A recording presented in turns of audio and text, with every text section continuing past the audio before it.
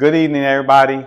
We're going to demonstrate some stability training for seniors today, and that's basically to help prevent you from falling. So I did an earlier video talking about how you can strengthen your hips and hip flexors, and now I'm doing a video with your core. Those two are very important. Those are the two I would start with as far as preventing falls.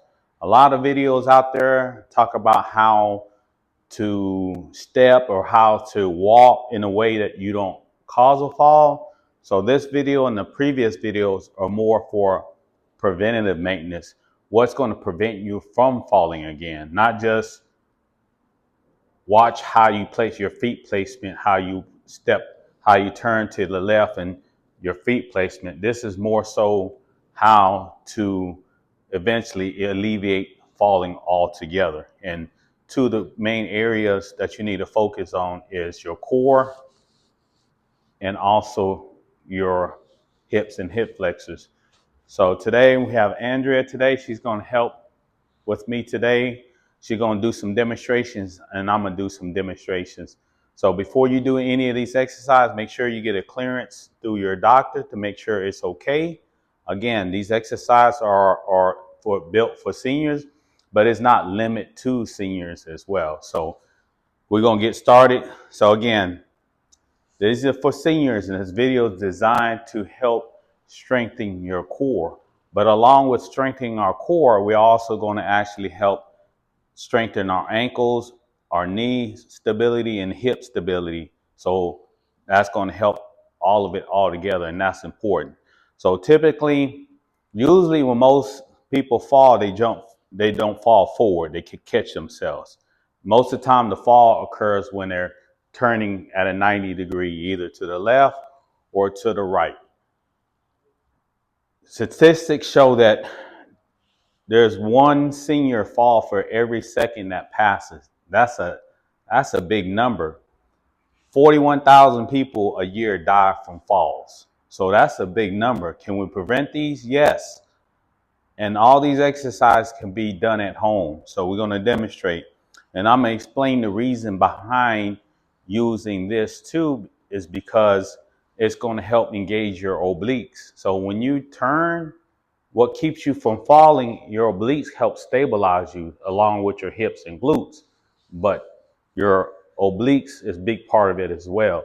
So when you turn to the right and you step, again, your obliques help stabilize. So the first exercise I'm going to do, we're going to do lateral movement side to side so that way we engage the obliques. Now, you can purchase one of these. You can get them on Amazon, the Baso balls. You don't have to get very expensive. You know, it don't even have to be that particular brand.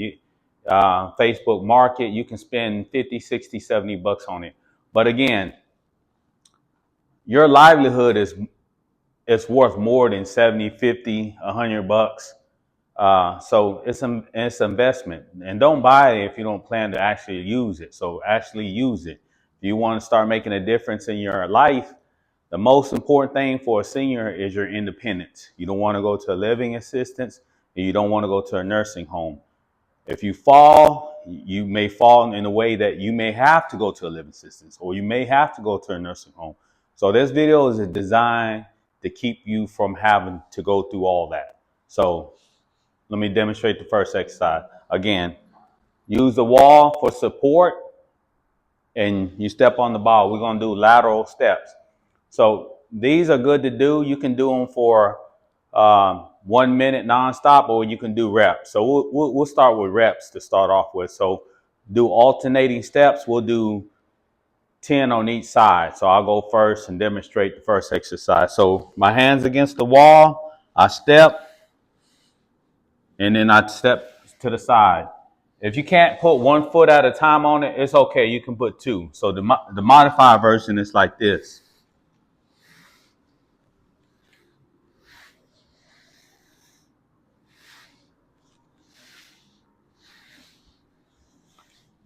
Want a little bit more challenging, put 1 foot on there and then step off.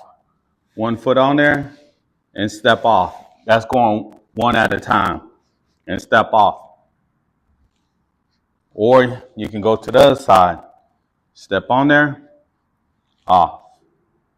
Step on there, off. So do 10 reps, 10 to 15 reps. Do about 3 sets. Use the wall to brace you. If you're experiencing falls anyways, use the wall for support. That's your best friend. So the next one we're going to do is we're going to practice squatting on the ball. Again, use the wall. The wall is your best friend. Only go within your limitations. So if you can go far with the squat, that's fine. If you can't, that's okay. So Adrian's going to demonstrate the squats. She's going to stand on the ball. And yes, you can do it with shoes or without shoes based on your preference. So her hands against the wall. She's going to squat as low as that's comfortable. As long as she's not in any kind of pain, she's going to squat. It just depends on your hip mobility, your ankle mobility, and your knee mobility, how far you can squat without being in pain. So only go down. So she's going to demonstrate 10 as far as she can go. Now, then we'll do 10, like say you have a lot of impingements and you can only go a certain depth. So she's going to do 10 all the way down, all the way up. And this is the goal to get to here. Ready? Let's get 10. 1. As you can see, she's using the wall to brace herself. 2, 3, 4, 5,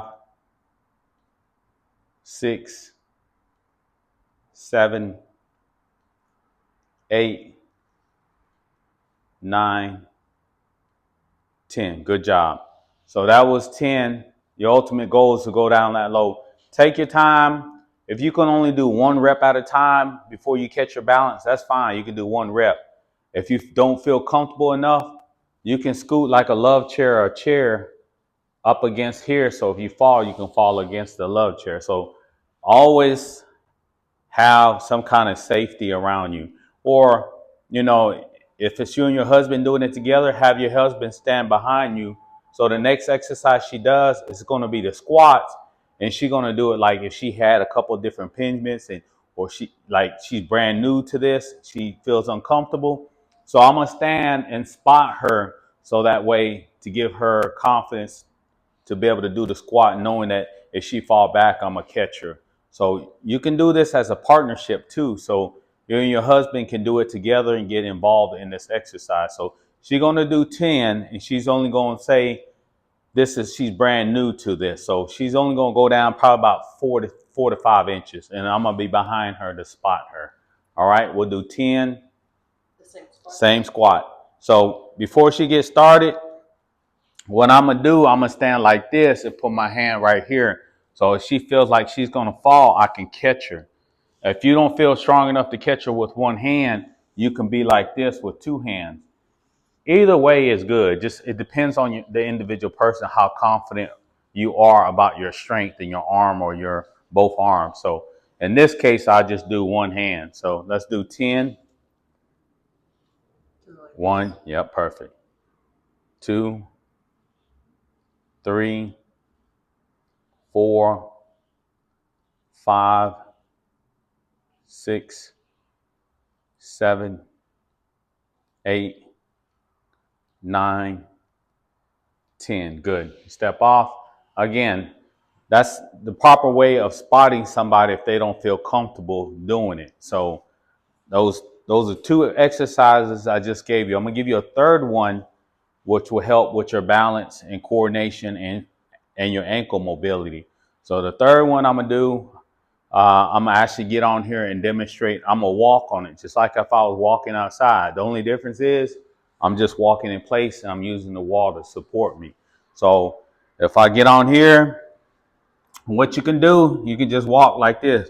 You don't have to worry about walking really fast or walking really hard. You just, because once you take 1 foot off of it, you kind of shift your weight and shift your balance. So this one here, if you can, do increments of 3 minutes. So go 3 minutes nonstop. Once you hit your 3 minutes, you can rest for a few minutes and then get back on. So that's perfect. If it's a rainy day, this time of year up north, you got snow. If you're already having problems with core stability and falling, you sure don't want to go outside and do anything, or try to make your way to the gym and there's ice and snow on the ground or it's wet. You can just do this at home. So you can just walk in place on the ball. So that's 3 exercises that you can do. So the next exercise that you can do, if you feel a little bit more confident with that, then what you can do, you can challenge yourself on the ball. So you stand here with your back, and Andrea will practice it.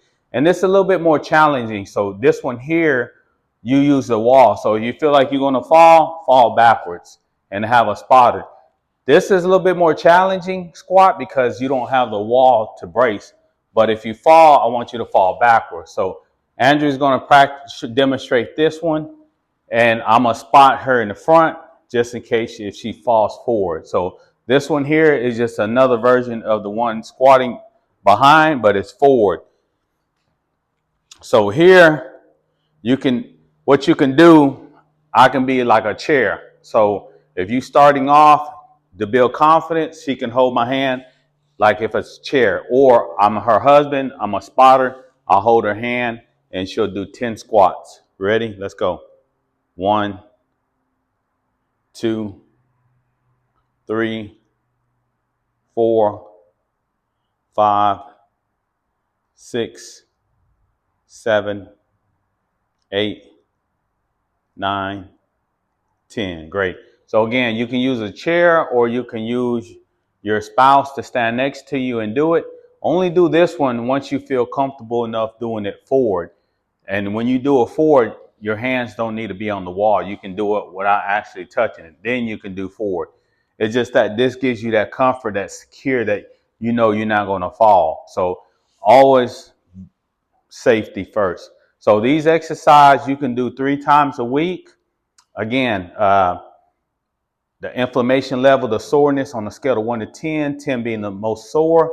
If it's above a 4, wait to do it. So if today is Thursday, if you do it today, I wouldn't do it Friday. So Saturday, if your inflammation level or your soreness is like a 2, you can do it again Saturday. And then don't do it Sunday, wait till Monday. If Monday you still sore because you done did it 2 days, then you can actually wait till Tuesday to actually do it. But everybody always talking about, go see, a specialist and all this for slip, trips, and fall. Work with the fundamentals that you have. The fundamentals to prevent you from falling is your core and your hips. And the good thing is, while we're working our core and our hips, we're going to actually strengthen the ankles while we're doing it. And that's part of it as well.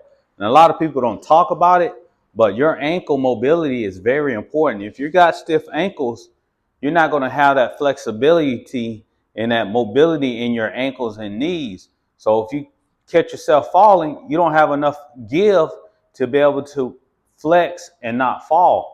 So ankles, knees, hips, all of those are very important, very important. So if you strengthen those, if you do fall, the fall won't be as bad because you know how to distribute the weight where you're not falling all on your arm. So the stronger your core and hips are, so when you fall, you'll distribute the weight. So when you fall, your weight would distribute among your body. Your core will engage in your hips and glutes. All that would engage to try to minimize everything falling on one arm, all the weight going on one arm or on the hip. So as you get stronger, you go from breaking something or fracturing something to just bruising something. Again, this only works if you stay consistent with it. Got to stay consistent with it. You can't do it for a couple of weeks and say, I don't feel anything. Well, I don't know any difference. You have to do it. You got to make it. How bad do you want your independence? How bad do you want to stop going to a physical therapy or the chiropractor or see a specialist about something? Or you think it's a mental thing? That's I went and seen a neurologist because I think it's just something in my head. Well, go back to your basics first. Get an assessment. If you know your core hasn't strong and you know you haven't been working your hips and hip flexors, start there. Before you start spending all this money and going to see all these specialists, start there. But first, get a clearance from your doctor to make sure you're able to do these kind of exercises. And then if you are, give it 3 to 6 months. And if you're doing it consistently, at least 3 times a week, you'll see a big difference. There's no amount of money that you have that you can have that you won't trade in to keep your independence. Nobody wants to go to a living assistance or especially if you've been independent for a long time or go to a nursing home. So I'm here to show you exercises for your seniors to help prevent you from falling. And you don't have to wait to become a senior to do these kind of exercise. You can do it before. A lot of times you start falling before you even reach your senior. You'll know you stumble a little bit more. Your core is not as strong. Well, get started. It's never too early to get started. So thank you for your time. I'll post some more core and stability and more hip flexors. And I also will do some stretching exercises for your hips and for your hip flexors. So that will help you too. You're only good as you got to do both. You're only good as how good is your mobility and strength training. You got to have both, and you got to have some stability in there as well. So you got to have all those together to help prevent you from getting injuries. All right. Thank you for your time.